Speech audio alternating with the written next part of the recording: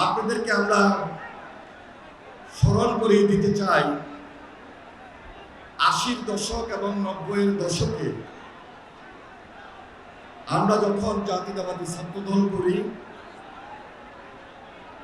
Campus ভিত্তিক এবং ছাত্রদের অধিকারের পক্ষে আমরা লড়াই করেছিলাম, সংগ্রাম করেছিলাম এবং বিশেষ করে জাতীয় রাজনীতিতে যখন খুব বেশি ক্রাইসিস ছিল, সে সময়ে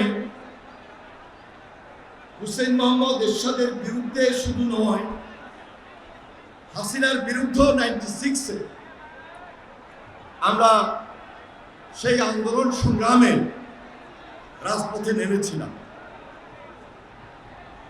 দীর্ঘ 17 বছর আপনারা লড়াই করেছেন, সংগ্রাম করেছেন এবং ফ্যাসিবাদের বিরুদ্ধে লড়াই সংগ্রাম করতে গিয়ে গুম খুনের অনেক নেতাকর্মী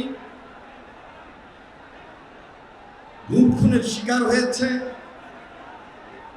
শহীদ হয়েছে, নির্যাতিত হয়েছে এবং মিথ্যা মামলায় অত্যাচারিত, নির্যাতিত হয়ে তারপরেও তারা এই রাজপথে থেকে শেষ পর্যন্ত সর্বশেষ জুলাই আন্দোলনে এই বাংলাদেশ জাতীয়তাবাদী ছাত্রদল একটা গৌরবান্বিত ঐতিহ্যবাহী ইতিহাস স্থাপন করেছে। জুলাই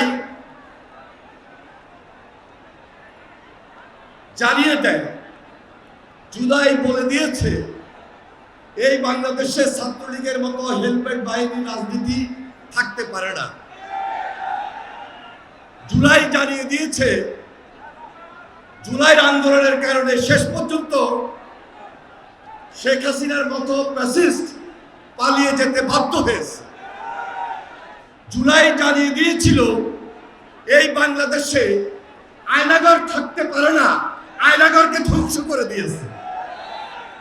আজকে এই জুলাইয়ের নতুন দাবি, গত 1 বছর থেকে ছাত্ররা, প্রজন্ম, দেশের মানুষ আমরা আমাদের প্রত্যাশার জায়গা থেকে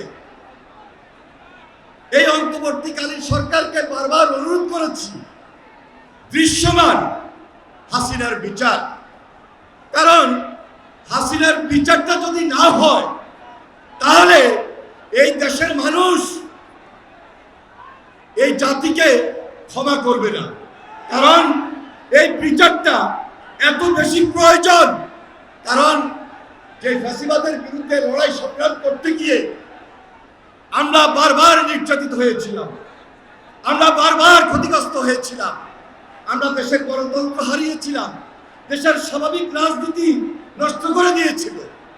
আজকে এই মুহূর্তে জুলাই বলে দিতে চায়, আগস্ট বলে দিতে চায়, অবিলম্বে হাসিনার বিচার দৃশ্যমান করতে হবে।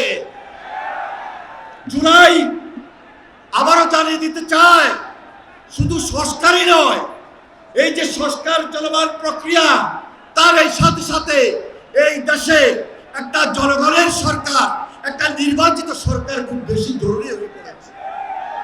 আমরা বিশ্বাস করি আজকে বাংলাদেশে একটা যদি সাধারণ, স্বাভাবিক, সুন্দর, নিরপেক্ষ নির্বাচনটা হয়, বাংলাদেশ জাতীয়তাবাদী দল এই সরকারের নেতৃত্ব দিবে তথা বাংলাদেশ জাতীয়তাবাদী দলের ভারপ্রাপ্ত চেয়ারম্যান জনাব তারেক রহমান এই সরকারের নেতৃত্ব দিবে ইনশাআল্লাহ। আমরা 31 দফা ঘোষণা করেছিলাম। স্পষ্টতই এই 31 দফার মধ্যে আমরা জাতীয় ঐক্যমত্যের কথা বলেছি, জাতীয় ঐক্যমত্যের সরকার গঠন করেছি।